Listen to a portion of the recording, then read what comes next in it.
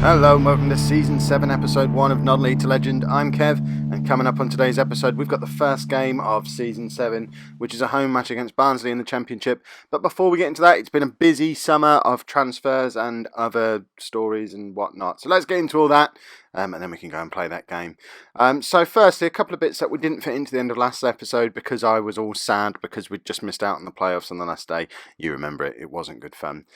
So we missed out on the Ipswich end of season awards, so we'll recap them for you now. I'm really pleased to see James Tavernier got player of the season, actually. He also got signing of the season. He was probably my most questionable signing this time last season. Because we didn't really need an extra right back, so it's good to see he came in and did so well. Knudsen, the left back, was second on player of the season, and Lasse Viggen Christensen, the guy I marked out as being our best player, come third on the list. Goal of the season went to Thierry Ambrose, and Andre Dizelle picking up young player of the season. So can't say I would argue with any of that really. The season review. Look at that stupid graph at the bottom there. It still makes me sad now. When you see we've got highlights like going away to Norwich and thumping them 5-1 away, and then just awful moments. Like that last game in the last live com, we went away to Leeds, lost 5-1, knocked us out of the playoffs. We just need to make sure stuff like that doesn't happen this season. It's bringing me down again, seeing that again. So that falling out of the playoffs, actually, I'd been untouchable all season with my job security. I actually fell down to just plain old stable by falling out of the playoffs. I mean, there's still no fear of me losing my job at the moment. But yeah, they're not as excited and happy as they were before. But they have agreed to improve the training facilities, and for once it's not something that's going to take a year and a half to do. By the end of August, so from where we are in game now, just a couple of weeks away, we're going to have an extra £1 million worth of training facilities to play with, which is good with the volume of young players that you'll see that I've signed. Will hopefully help with their development, and can't be a bad thing having some shiny new training facilities. This caught my eye. The International League, you might remember this from a couple of seasons ago, because England won the first International League, and I commented that seemed a bit odd. England have now won the second International League, which is a bit odd. They're the only team to have won it, and they've won it twice now. So clearly, when this International League starts in real life, England are going to dominate it because Football Manager said so. And last bit of wrapping up of last season, as ever, going through what happened in all the other divisions. So Chelsea won the Premier League. Stoke, as we know, won the Championship. Bradford won League 1. Luton won League 2. And Rochdale won the conference. Exeter did get relegated from League 1. I know a couple of you have asked how Exeter are getting on, but Boston did survive in the conference for another season. So whoever's in charge there now did a lot better than I did when we came straight back down when we got promoted. I think York is still hovering around in League 2. I'm not really bothered about York. Didn't really enjoy it. Were they League 2? Yeah, I think they went up to League 2, didn't they? This was a little bit upsetting. My season expectations, they're still expecting a top half finish again like they were last season, but I've not been given any transfer budget. I've only got £400,000 to spend. So all my grand ideas about going out and buying a couple of new defenders and freshening up the squad and adding a little bit more depth, that's kind of been derailed a little bit because I've not got any money to spend. So if I want to buy, I've got to sell. I don't really want to sell because I'm supposed to be strengthening the side, and the only players I can sell are our better players. So it's going to be a summer of bringing in free transfers, and there's a few of them. A few that I've brought in to go straight into the first team squad, and quite a lot that I've brought in to sort of fill out the under-21s and hopefully push on and challenge for a first team squad either over the course of this season or next season.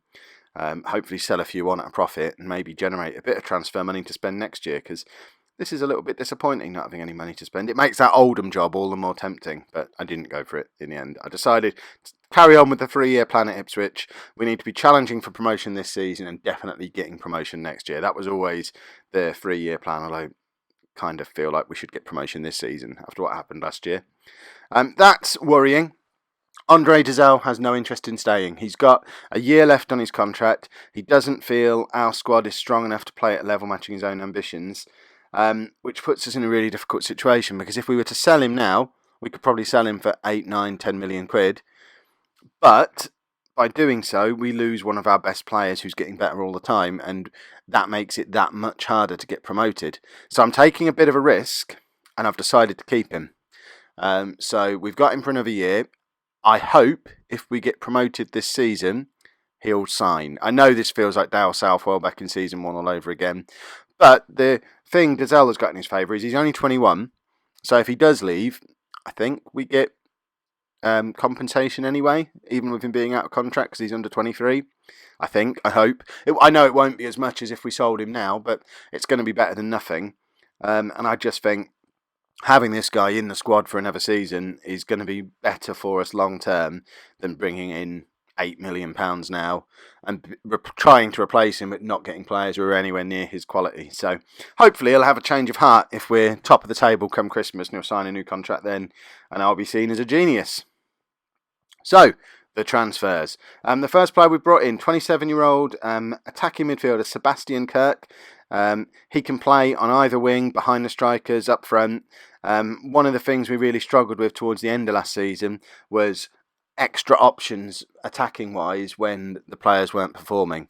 Certainly experience in that area. We had a lot of young players, like the 2 youngsters I brought in January and Sterling as well, but we didn't really have any experience options behind Ambrose, Delaney and Orr. So Kirk comes in to offer an option in all of those positions. He's got bags of quality. He looks like he could be a very useful player for us. So to be able to bring him in on a free transfer, very happy with that one. We've also signed a left back to offer cover for Knudsen. You'll remember we had 2 different lone left backs on last season to provide cover. I want to try and avoid loans as much as possible this time around. You'll see I have brought in a couple, but this guy came available for a free transfer. Masadiao Haidara, he came in from Wolves. He's not as good as Knudsen, but he'll actually provide a little bit more competition than either of the loanees did. So bring him in. Give him a try. He'll probably leave at Christmas because he's not getting any game time. But if anything does happen to Knudsen, at least we've got a championship quality replacement for him now. This is the first of the young players who I've brought in. Adam Dyche. He's coming on a free transfer from Arsenal. He's only 20 years old. I don't expect him to be playing for us this season. But if Gazelle does go, he might be an option to slot in and replace him next season. He's got a lot of potential. Not quite there yet. We'll probably look to loan him out this season to get him some game time, either in League One or maybe a lower championship side. But he's certainly got the potential to slot in and replace Gazelle, hopefully at some point, which is what I've signed him to do. We've signed an experienced centre back as well. One of the things that I wasn't happy about in that run-in, the performances of Michael Hector, our captain. Someone mentioned in the comments that the last game of the season, his average rate, his rating was horrific, and he just sort of went missing for the promotion run-in. And he was supposed to be our captain. I've stripped him of the captaincy and given that to Christensen, I think. I'll have to double check in a minute. I think it's gone to Christensen. And I've also brought in an experienced centre-back to challenge him for a place in the side as well. Luke Chambers has retired, so we had a vacancy in the squad for an experienced centre-back. Carla comes in, he's 31 years old, can play at centre-back or in either of the full-back positions, and just gives us a little bit of experience and quality, either as a backup or potentially even challenging either Hector or Ball for a starting spot in the squad. Yet more experience adding into the squad. This guy has come in just in case we get a big offer for Gazelle and I change my mind and let him go. Danny Drinkwater comes in from Leicester on a free transfer. He's 31 years old now, but still very good as a championship midfield player. It gives us the option to sell Gazelle if we do get a crazy offer in. If not, it's some experience to provide some cover for Hughes or Christensen or Gazelle if they pick up any injuries or suspensions, or we need to rotate the squad a little bit. And it also means we won't hopefully need to rely as much on Cole Scouse this season. His abilities are rapidly declining. He's announced he's retiring at the end of the season. I don't expect to be using him unless it's an absolute emergency. So again, in the same way as we've brought in Calla to replace Chambers as our experienced defence option, Drinkwater comes in to be our experienced option in midfield and just try and prevent us from having a squad that's too young and inexperienced. Because I'm starting to think that might be one of the problems we had as the season went on last year. We were playing really well when we had quite a nice balance in the squad for the first half of the season, but we got to January, got rid of a lot of the more experienced players, brought in a lot of younger players. It didn't really change the starting lineup, but with the backup players, the average age probably went from about 32 down to about 19.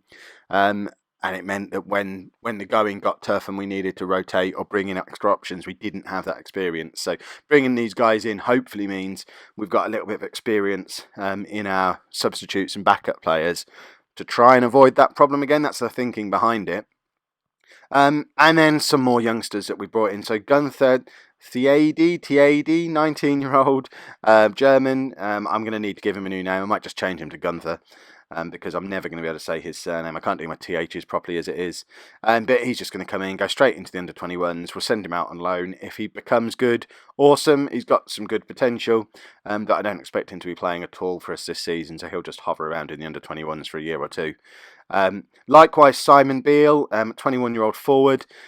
He can play as an attacking midfielder or as a forward, but again, he's just coming in to sit in the under-21s. Looks like he could be good in a couple of years. And even if he doesn't become good for us, I'd like to think we could sell him on for £1 million at some point, maybe. Billy York brought in on exactly the same basis, another 21-year-old, this time coming in from Tottenham.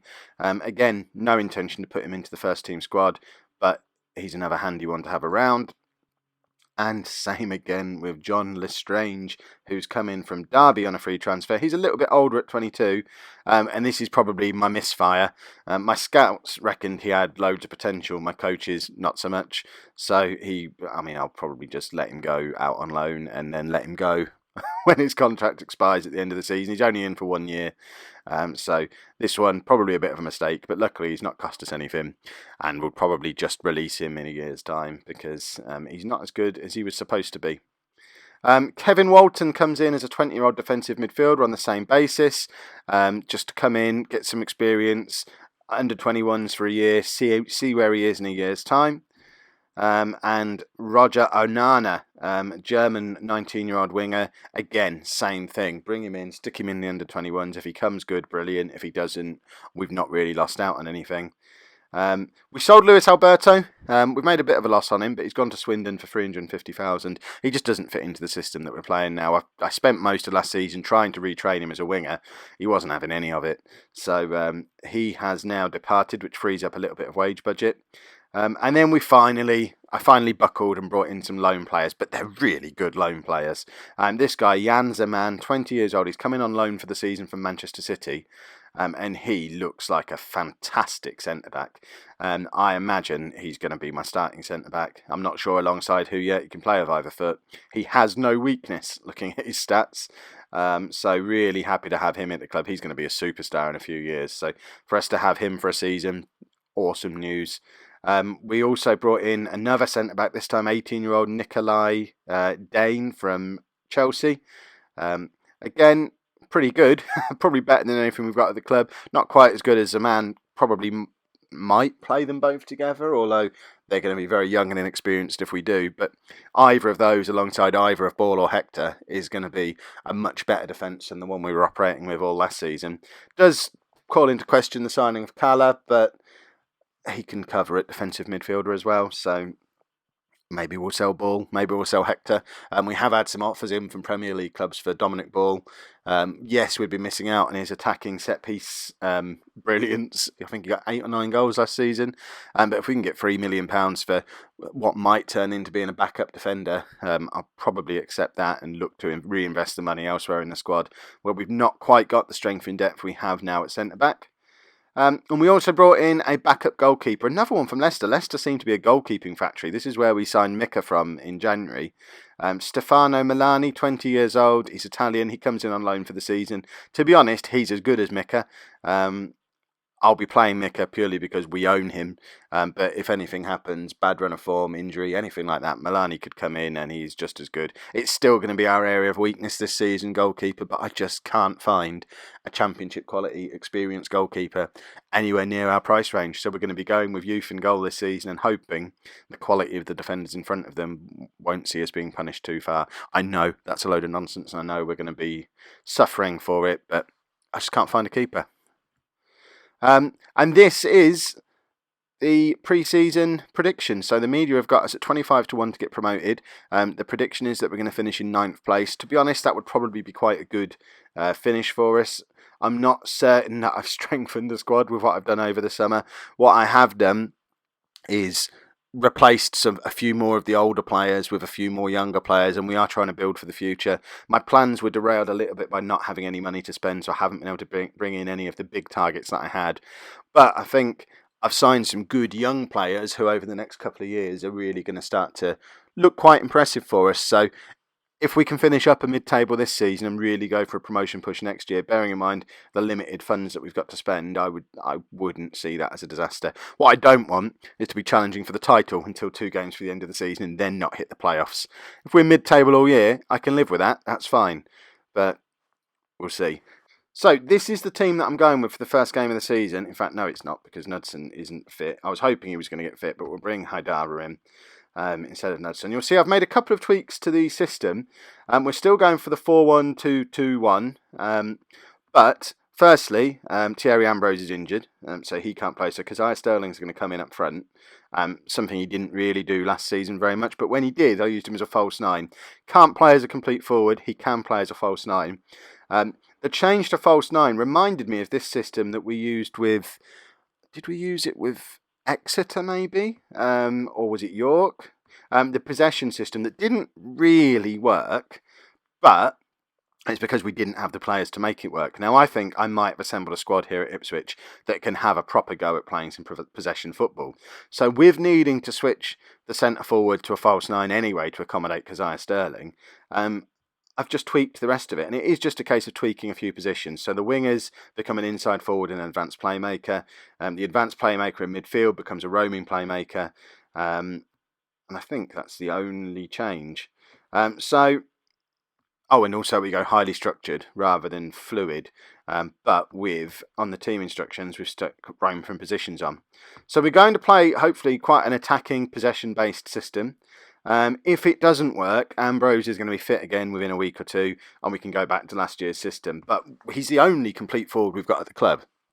So we can't really play the complete forward wingers system without him. So we're going to be pursuing this for a little while. And if it works as well as I think it should, and I think it might, this is the kind of football I want to see our team playing. This is what I've been working towards for 6 seasons. So if this works, I'm all for it. Ambrose can play as a false 9 as well as Sterling can. So I'm hoping we'll go out there, thrash Barnsley today, and this is our new system. But we'll have to see. Team-wise, apart from bringing in Haidara, everyone else was here last season, which shows... Oh, sorry, no, Nikolai Dane, the Chelsea defender, has come in because the lad from Man City, Zaman, is injured as well. So we've dropped Hector to bring Dane in alongside Ball, and Haidara comes in for Knudsen because he's not fit. Other than that, we've got Mika in goal, and then Tavernier and Ball make up the rest of the back 4. The midfield 3 is the midfield 3 we played all last season. Once Christensen was fit. So Emir Hughes is defensive midfielder, Bazell is box-to-box, and Christensen, our new captain, playing as a roaming playmaker rather than an attacking playmaker. And then Tommy Orr and Jan-Erik Delanley on the wings, and Keziah Sterling up front. Hopefully he'll start this season as well as he did last season, because he got about 5 or 6 goals in the first month of last season and looked like the man until he stopped scoring, and Ambrose emerged as our real top guy. But like I say, Ambrose is injured, so we're going to have to make do with what we've got. Of the new guys, there's a few more of them on the bench. So Milani, Danny Drinkwater, Sebastian Kirk, Carla, Lestrange are all new signings this season. Benyu was at the club when I arrived, but spent all season out on loan somewhere. I can't even remember where, but he's a central midfielder who looks like he's come on a lot in the last year. Can I show you him? Yeah, so he's come back to the club after having a season on loan at Huddersfield in the Championship, playing pretty well.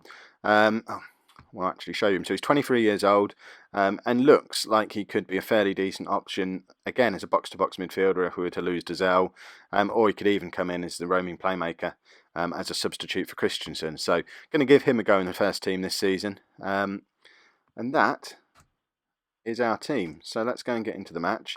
Make sure I remember to actually set some team instructions, which has made no difference at all. This system has been a bit of a disaster in the pre-season friendlies. We've lost every friendly, including against Northampton, which wasn't ideal. I'm hoping it's just a case of us just getting used to playing slightly differently. If we lose again today and then again in the next game, we just need to hope Thierry Ambrose gets fit quick so we can go back to last season's system, because Otherwise, I might not make it until the January transfer window. In fact, what I wanted to do, because we're using a new system, is I want to put it on onto extended highlights. I know we're already 20 minutes in, but I just want to see that we are keeping good possession of the football. I mean, you can see we're at 70% possession after 25 minutes. We've had more shots. We've had more shots on target, but we've not created a clear-cut chance yet. So hopefully by putting it on extended, we can see some of the build-up play and just get an idea of how well we're playing a possession system. You can see that we're struggling to get the ball back there. I have got them on closed down much more, but we don't seem to be closing them down anymore. So that was Barnsley's first shot. I just want to see us doing some nice, neat build-up play, because if we can get that sorted, then I'm confident, certainly once Ambrose is back in the side, we can really score some goals. I like the fact we're completely dominating possession. The other thing as well, Tavernier has scored a couple of free kicks in pre-season. Someone mentioned in the comments ages ago that you can hit a good free kick in real life, and I made a mental note of it and then forgot to sort it in game. Oh, for goodness sake, 1-0 down. But I have now put him on taking our free kicks in game, and he really can crack a good free kick. So that's hopefully going to be the source of some goals for us this season. We didn't want to be 1-0 down at half time though. Stupid set pieces. I mean, it's just sloppy defending. Sloppy defending, sloppy goalkeeping. We're going to concede a lot of goals this season, which means we need to score a lot of goals. So I guess we're just going to have to be one of those teams that tries to score more than we concede. Whether that's going to work with the possession-based system that we're going to try and use, I'm not so sure. Oh, we need Thierry Ambrose to get fit again. Right, let's have some nice, neat build-up play. We've got very talented midfield players. We should be able to knock the ball around really nicely. That's my thinking anyway. That's what I'm hoping this system is going to give us. I like the fact we really are keeping hold of the ball. And we've not given Barnsley a clear-cut chance yet, so we're not playing too badly. Dazelle with the free kick over the bar that time. Yeah, Dazelle takes the free kick to that side because he's left-footed. Tavernier the other side because he's right-footed. That's what we've gone for. See, I'm even thinking about free kicks now. Oh, I've changed. Right, we've still not created a clear-cut chance. We're at home and we've had 60% possession. This isn't really ideal. But we have got the ball now. Haidara, can he get the cross in? No, but he finds Dazelle, who finds Christensen. Out to Tavernier. Tavernier beats his man and has a shot, and that would have been ridiculous. I don't know why he didn't square it. Sterling was in the middle. He really should have just put that across for Sterling to tuck it away. But looking at this, Sterling is not having a good game at all. So, we've not got much attacking option, have we? Right, we're going to bring the new boy on, Lestrange. The one I just said we weren't really going to use. Yeah, I realise I'm illogical sometimes. You never know, he might be a hero. We'll put him on. I don't even know why I put him on the bench. I think I let my assistant manager choose my substitutes again. I really need to get out of that habit, because they do stupid things like that. We're going to bring Drinkwater on for Dazelle as well, and we'll leave it there for now. So Drinkwater comes on to make his debut, as does Lestrange. We need an experienced striker as a backup, don't we? We let Chris Martin go over the summer, which might be a bit of a mistake, because we can't be having untried 20-something, early 20-something players as our big substitution to change the game, because he's not going to do it. Tommy Orr can come off as well. We'll bring on Sebastian Kirk. I suppose he could have come on and gone up front, couldn't he? Oh dear. This hasn't gone as well as I'd hoped it would. Looking at the positives, we've dominated possession and Barnsley haven't had a clear-cut chance. Looking at the negatives, we've also not had a clear-cut chance. But then, you know, we've had 10 shots to their 5. We've passed them off the park. We just need that clinical finish, which I suppose we were always going to be missing without having Thierry Ambrose in the side. But that's a disappointing start to the season. At least we didn't get absolutely thrashed the way we were at the end of last season. But we didn't look like a promotion team, did we? I'm going to leave it there for today's episode rather than doing a second game, because I've spent a lot of time introducing the new players at the start of the episode, and I don't want the episode to be crazy long. So if you've enjoyed that, make sure you pop a like on there for me. Subscribe to the channel so you don't miss out on all the future content. And thanks very much for watching.